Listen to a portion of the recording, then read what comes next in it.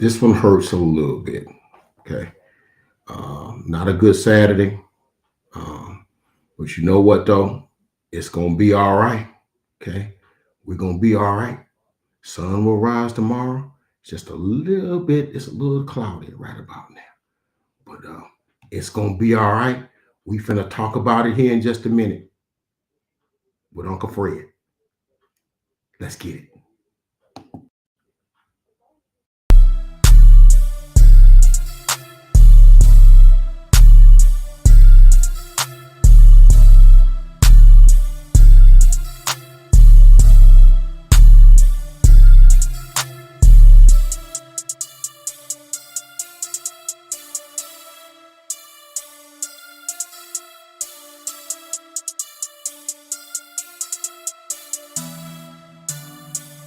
Two times on the beat, bitch. What's good, people? It's your boy, Uncle Fred, back in the house, back in the saddle one more again. Uh, and I want you guys to please like, comment, and subscribe and support the Uncle Fred Sports Experience. I guarantee you will not be disappointed. Uh, Bama fans took one on the chin on yesterday. Okay. Exciting game, as you see on the ticker going across the screen, an upset, Vols 52, Bama 49.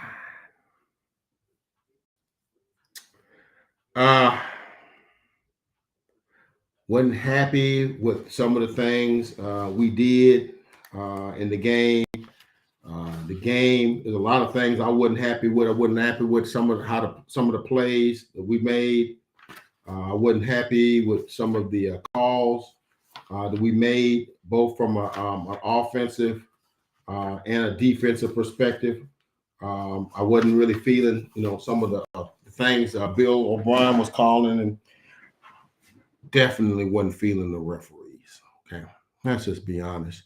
But we Bama, and we're gonna talk about it at the end of the video. We NCAA royalty. We don't moan or complain. Okay, we're above that. All right, we're above that stuff. But sometimes you gotta call a thing a thing. All right, gotta call a thing a thing. All right, and no matter what happens, win, lose, or draws, roll tide all day long. All right, far as Uncle Fred see it, it's roll tide all day long. All right, and I want y'all to know. Even though we took one on the chin on yesterday, Uncle Fred don't run from nobody. A lot of them folks, your team don't win, man, you don't hear from Uncle Fred right there. Like, all right, man. Yeah, we lost one. We took one on the chin. Okay.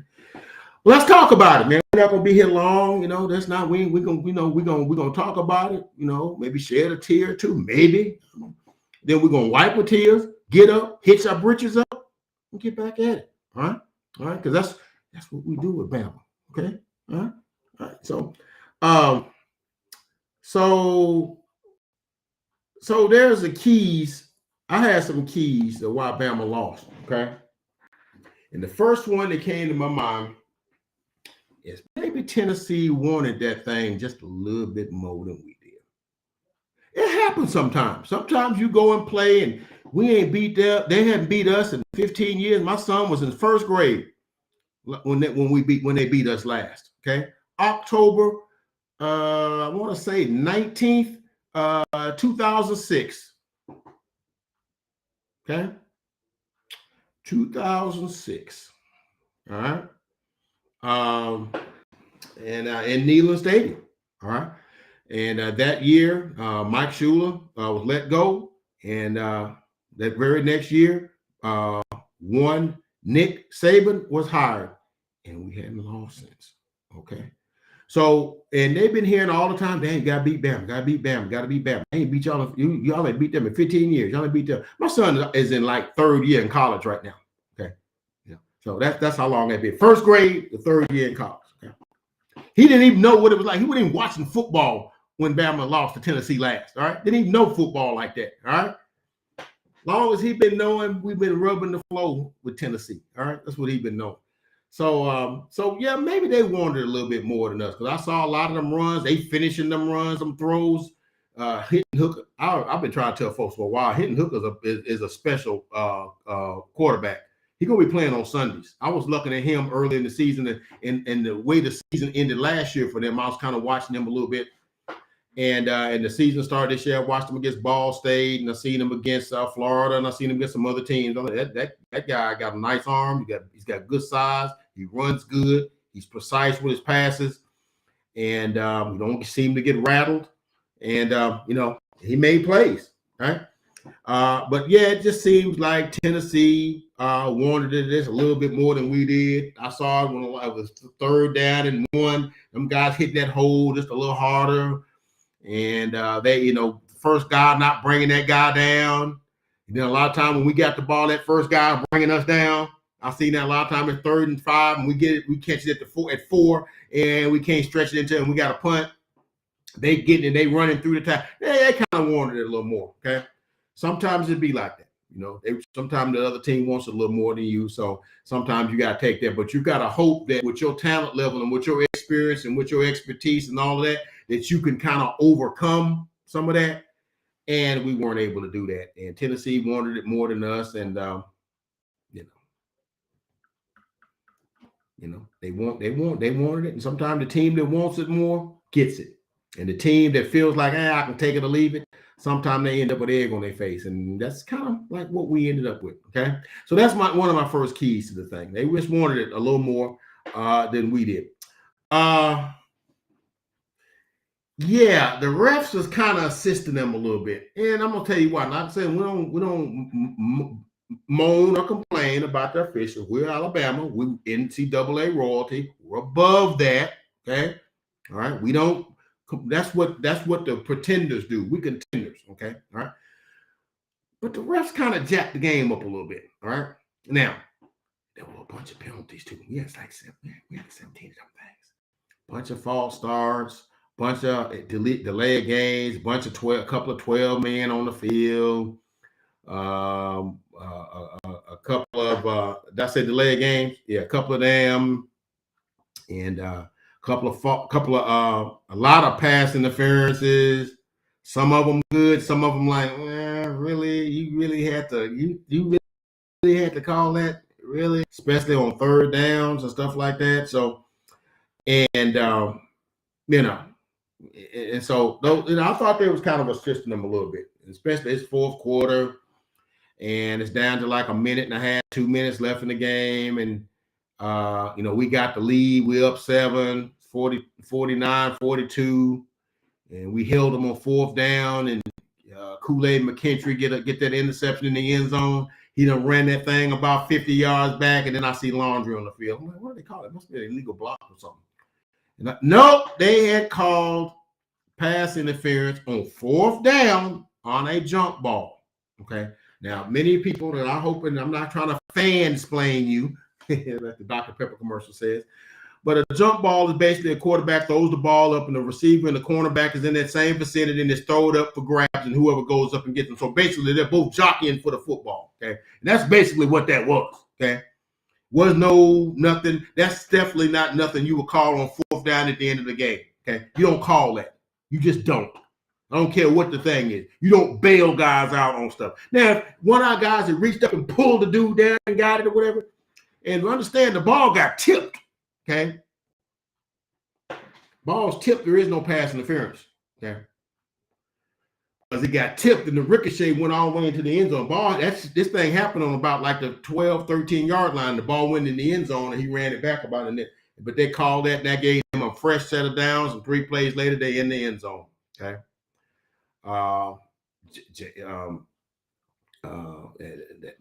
That number 11, man. What do he have? Like 6 catches for 207 yards and 5 touchdowns.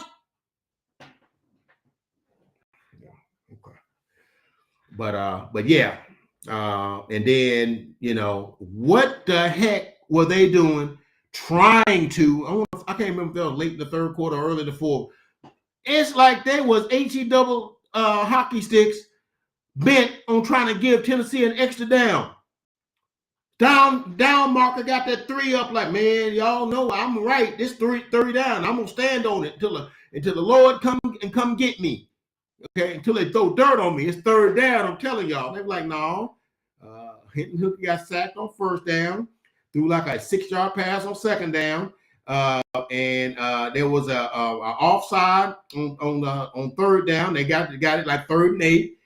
Guy got it for like 6 yards, made it 4th and 2.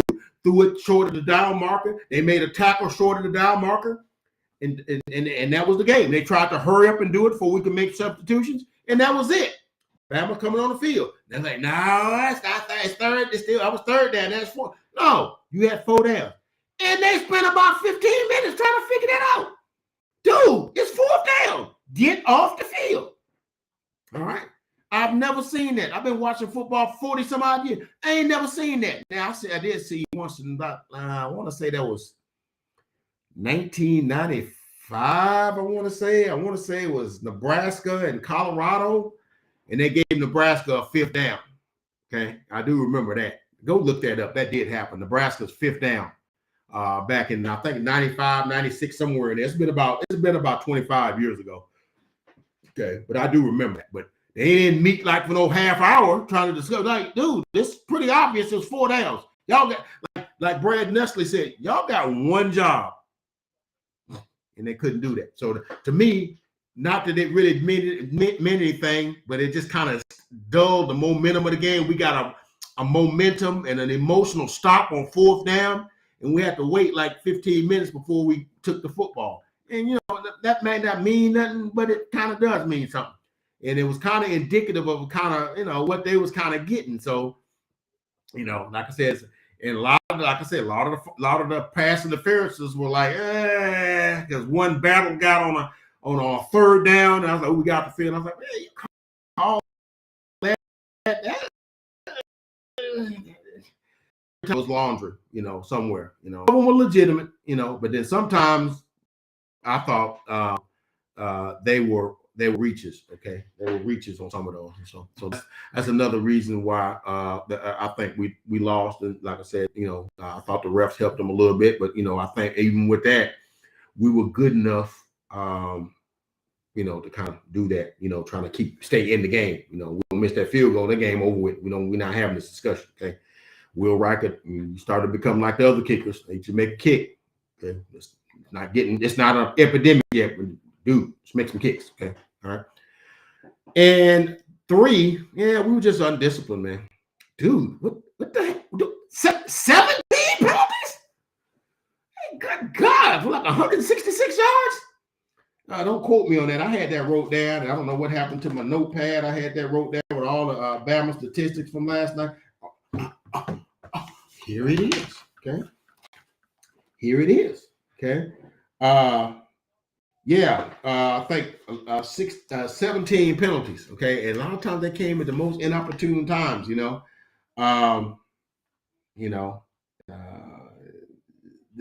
So yeah, 17 penalties, and I, you know, I'm not. I said last thing about, you know, them being the cons that the refs are subjective, because you know there's 2 different types of penalties. There's like, you know, objective penalties, which are like, you know, false start, you jumped offside, you didn't, you got 12 on the field, you didn't, you left too early, or you didn't, the formation was this and it wasn't, you know, you didn't get the playoff in time, or you did, you know, it's pretty cut dry. Okay.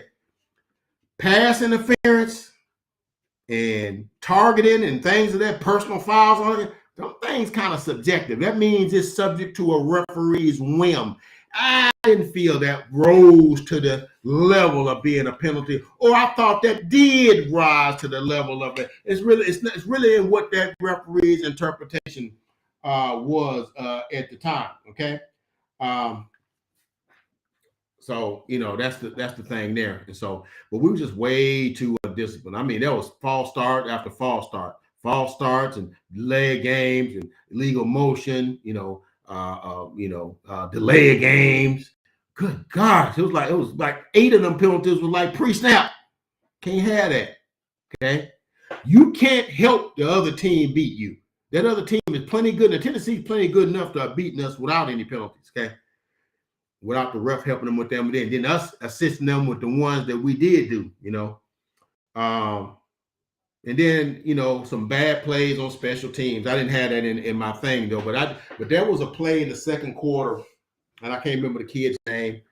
But we had got to stop. And I think it was 21-7, if I'm not mistaken, maybe. And we got to stop. Or 21-10. 21-10. Okay, 21-10. Okay. We got to stop. And they punted it. And somehow the two punt returners got confused. And the one dude, the other punt returner thought the first punt returner touched the ball, so he went for the ball and tried to recover it because he's like because of the one of the guys touches it, it's a live ball. So he thought the guy touched it when he didn't, but he don't know that. So he's going for it and he jumps at it and it squirts out of his hand, and Tennessee recovers it on like the 20-some-odd yard line, 2-3 plays later, boom, touchdown, and dang. 21-10, all right, and it would later be 28-10, okay, because Jalen Hyatt is his name, came in with like 26, 27 catches, had 6 for 207 and 5. Might want to cover that dude, okay. He ended up getting a touchdown on that drive, and they go up 21, then they have 28-10, okay. Of course, now we get it down to 28-20 at halftime and that sort of thing, but I'm not going into the game history on it and stuff like that. But and then I thought it was like piss poor coordinating from our offensive and defensive coordinators. I thought they didn't put us in good plays. Now we got great players, but we still need somebody to orchestrate that thing. And so let me just say this, okay? Let me say this, okay? It's enough to have great players and stuff, but you got to have a scheme. You got to have, you know, and as a lot of times I heard the announcers talking about when the Tennessee players got their touchdowns and whatnot, a lot of the offensive sets they had what they call window dressing. What that means is sometimes you use a certain formation and certain motions which indicate that you might be going someplace, this one place with the football, when in reality you're going someplace else with the football, and that little misdirection, that little indecisiveness makes you maybe one or two Mississippi hesitation on the defensive part, and that's how a guy gets open, okay? It's called coaching, okay? It's called preparation, okay? It's called game planning, okay? It's called strategy, right? It's not enough just to have better players. You got to put them guys in better positions. And I thought that their offensive and defensive coordinators put them in better positions than ours did. And what that ended up happening with that was Bryce ended up having to work too hard to get. Bryce was phenomenal today. Might be the best game he's played. He only had 2 touchdown passes, but 37 of 52, 455, and 2 touchdowns, no interception, and a great throw after great throw after great throw after great throw after great throw. But I want y'all to start noticing something. When Bryce goes back to pass, a lot of times he's hesitant to throw it. He's dancing around stuff. You know why he's doing it? Because the initial thing on the play ain't open, okay? And a lot of times he's having to buy time and direct guys to, okay, that didn't work, kind of like it's a fire drill now. Okay, run backwards, run down, and I'll throw it in. And that's like backyard football, okay? Now, he's good enough, his arm strength and his pinpoint accuracy is good enough to get away with that. But the play call got to help him out with some of that. Okay. Now, I want y'all Alabama fans to look back to last 2 years ago in 2020. Now, Mac Jones, look, love me some Mac Jones, but Mac Jones ain't a third of the quarterback Bryce Young is. Okay. All right. He's just not. It's throws that Bryce Young can make. The Mac Jones couldn't make it if he got a running start or whatever. He couldn't do that if he made himself, built himself. He couldn't make those throws. Okay, all right. And our wide receiver group, and well, they may not be Devontae Smith, who was phenomenal in 2020. Okay, but John Mechie is about as good as Trayshawn Holden. They're all about the same. Is about as good as Jerome. Is it Richardson? He's as good as him. and Prentice. He's as good as those guys. Those guys are all about the same, whatever. So, and basically we were going with one wide receiver and Mechie on the other side who was getting the stuff because he was running everything. And Devontae Smith was still getting open. Why do you think he was able to get open and everybody in the stadium knows he was getting the ball? Don't get me wrong. Devontae Smith was a bad boy, man.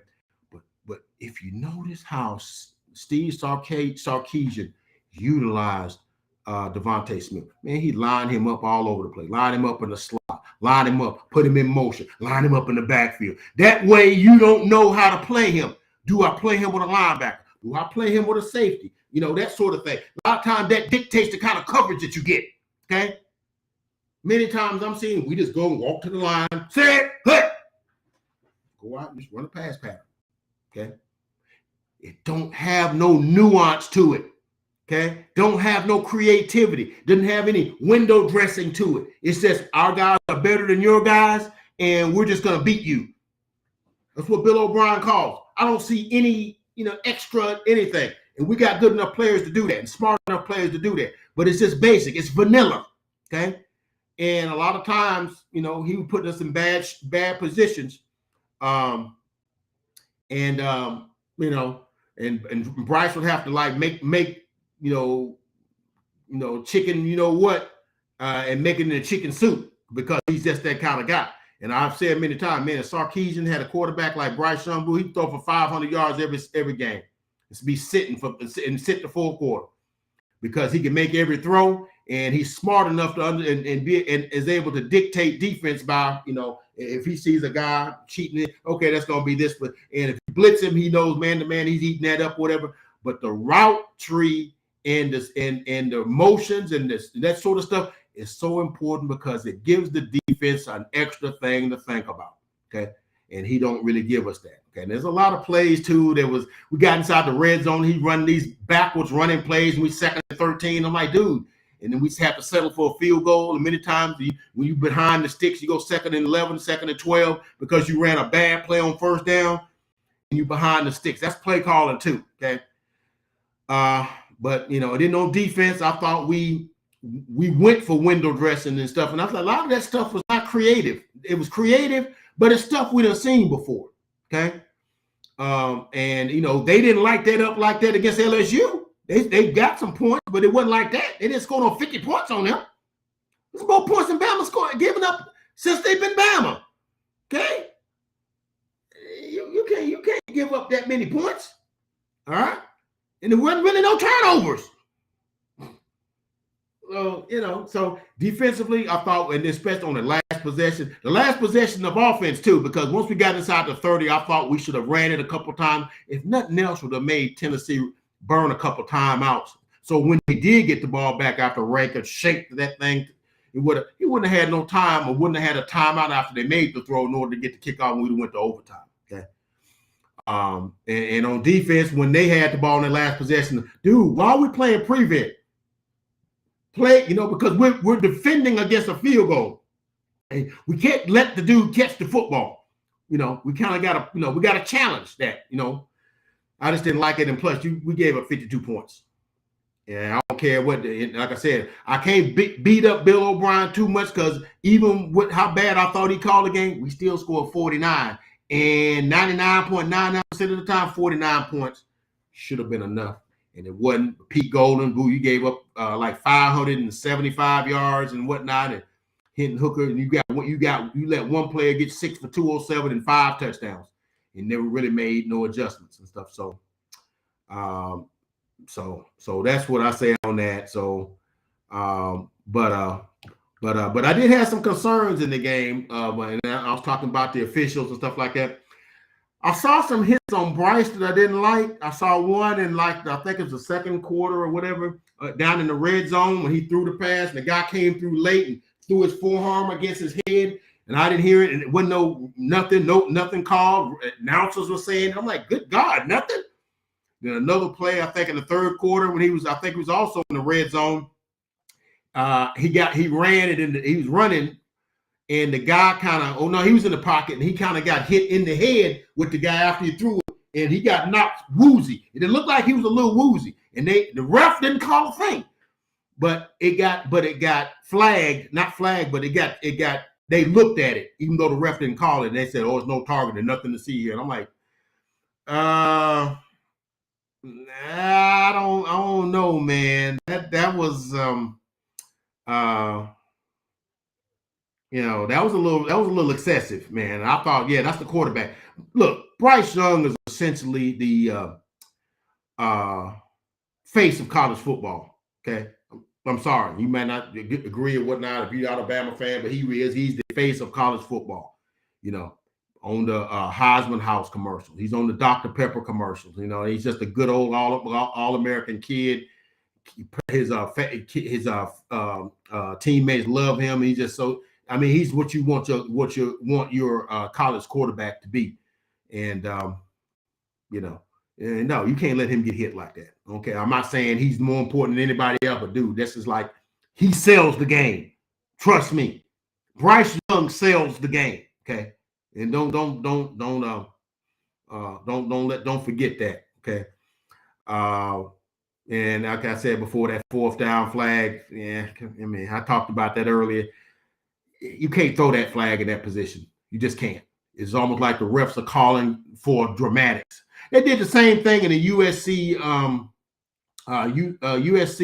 Utah game, which I saw late as I was drowning my sorrows.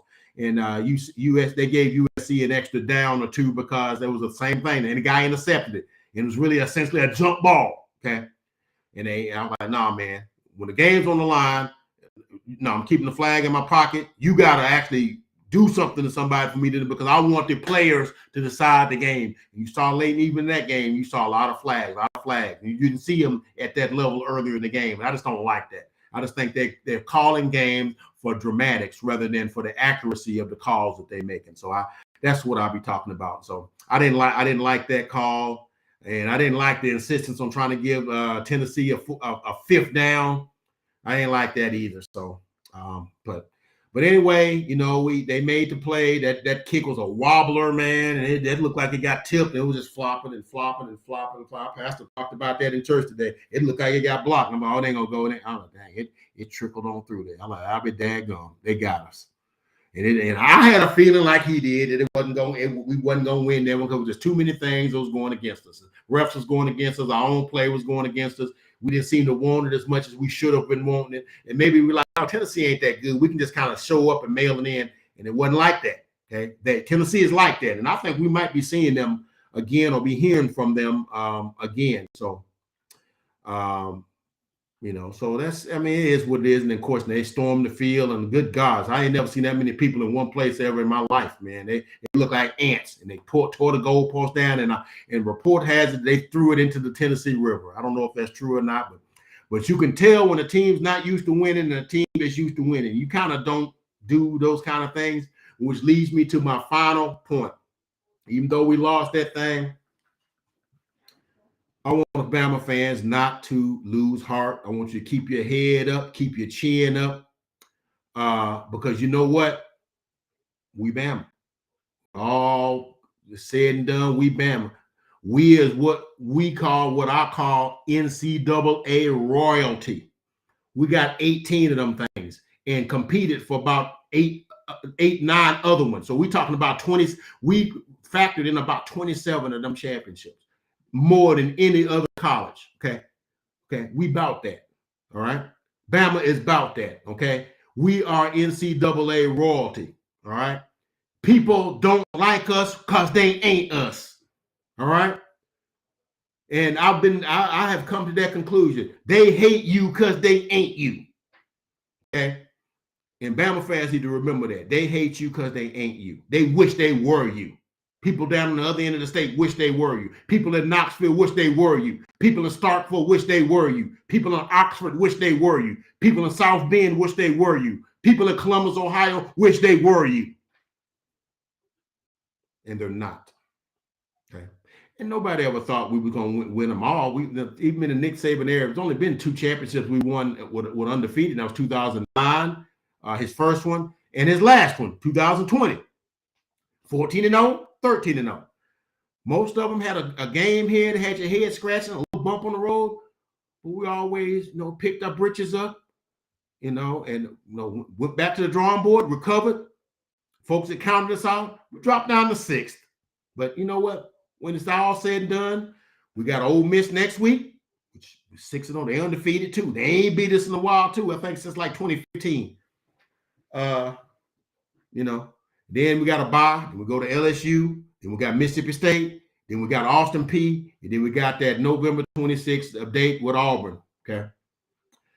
And if we don't lose any more games, which I don't think we will, everything we set for at the beginning of the season is still right there in front of us. Okay. Win the West, play in the SEC tournament, in the SEC championship game, and earn a right to the Alabama Invitational like we always do. It's going to be all right. Okay. Just always remember, we Bama. We NCAA royalty. And don't you ever forget that. And all the people that's Bama haters, don't you ever forget that. We Bama and we built different. Okay. But that's all I got from the desk of Uncle Fred. Tough one, took one on the chin. Tennessee Volunteers 52, Alabama Crimson Tide 49. Great game. Just wished it had a different ending. Please like, comment, and subscribe, and subscribe to the Uncle Fred Sports Experience. I guarantee you will not be disappointed. That's all I got. But we'll see you guys next week when we're getting ready to take on Ole Miss, and we'll see you then. And it's going to be a better day. And we'll catch you guys on the next video. Catch you later.